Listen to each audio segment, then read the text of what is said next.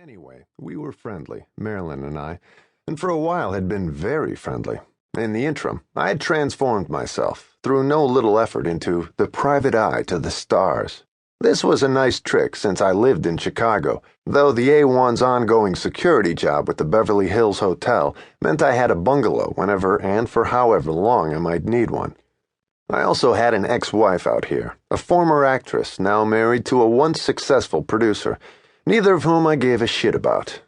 I gave much more than a shit about my teenage son, Sam, who was actually Nathan Samuel Heller Jr., only we had called him Sam when he was little, to avoid having two Nates around. Before long, my wife was happy not to have any Nate around. So Sam it was, now a happy 14-year-old. Why happy?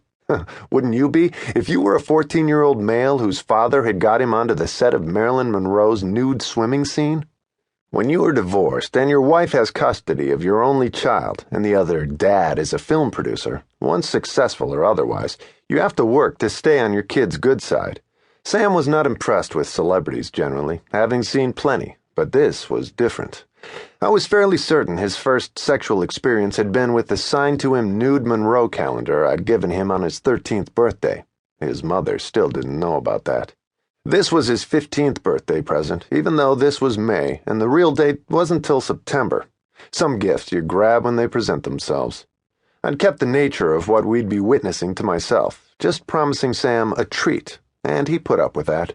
We cut each other plenty of slack, since we often had half a continent between us, and anyway, in my mid-50s, I was pretty old for a teen's dad.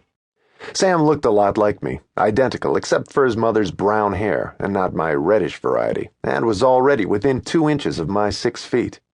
He was slender, and so was I. I'd lost my paunch in an effort to regain my youth. So I looked goddamn good in my lightweight gray Glen Plaid Clippercraft suit, with lighter gray shirt, Van Heusen tab collar, and thin black silk tie. Sam was in a tan-striped Catalina pullover and brown beltless Jamar slacks. We were a sporty pair. Keep in mind that I was already in solid with the kid for getting him out of school for the day. This was a Wednesday, and he had something like a week and a half left before summer vacation. So I was cool, for a dad. He did complain that I didn't have a convertible, which in California was a criminal offense. My wheels, technically part of the A1's fleet, were merely a white 1960 Jaguar 3.8, leather seats, walnut interior, disc brakes, automatic transmission. Convertibles blow my business papers around, I said at the wheel, tooling around the Fox lot, and muss my hair. Get it cut, he said, rubbing his hand over the bristle of his crew cut. I don't like the smell of butch wax. Come on, Dad, grow up. I didn't share with Sam my opinion of crew cuts, which was that they were for servicemen, bodybuilders, and homosexuals, not necessarily mutually exclusive groups. Kids his age didn't need having their sexuality undermined. In fact, my mission today was just the opposite.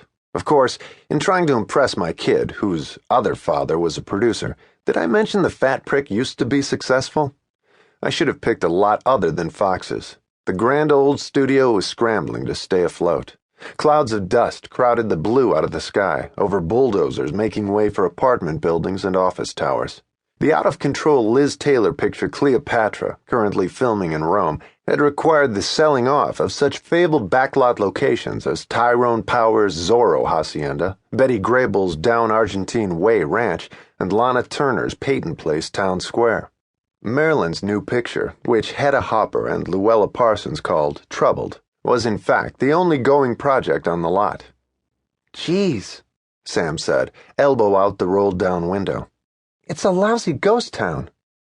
The streets of this soundstage city had once been hopping with cowboys and Indians, pirates and dancing girls. Even the trees and lawns were brown and dying, palms and ferns too.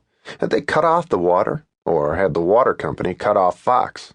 As per Pat Newcomb's instructions, I drove directly to Marilyn's recently constructed bungalow, which had the look of a small prefab suburban house.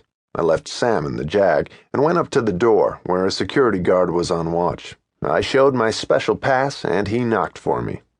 I was greeted by Pat Newcomb, slim in a yellow blouse and tan slacks, 30 or so, her light brown hair cut chin length. We knew each other only slightly. She was attractive, but not too attractive.